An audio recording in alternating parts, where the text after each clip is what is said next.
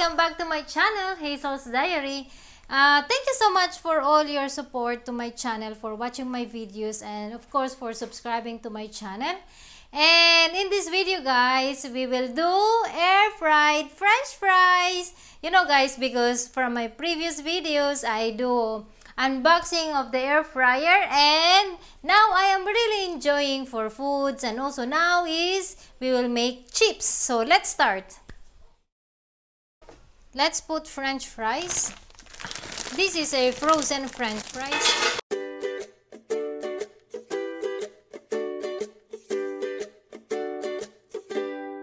Okay, I think it's more than enough.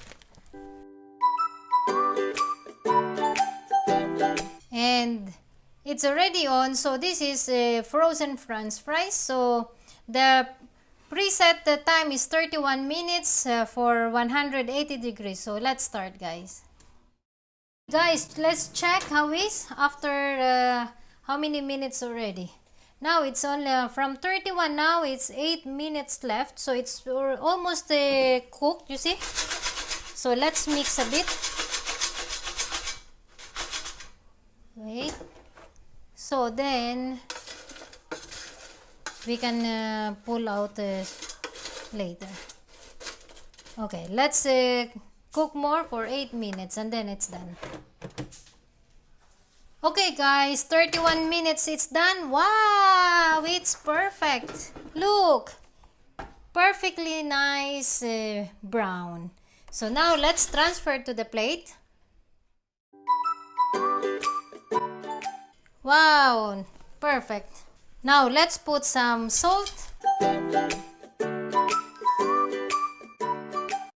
And let's make some sauce guys.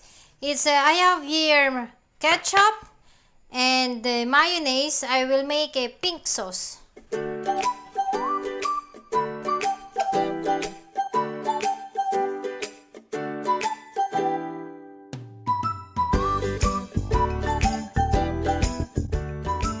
And pepper.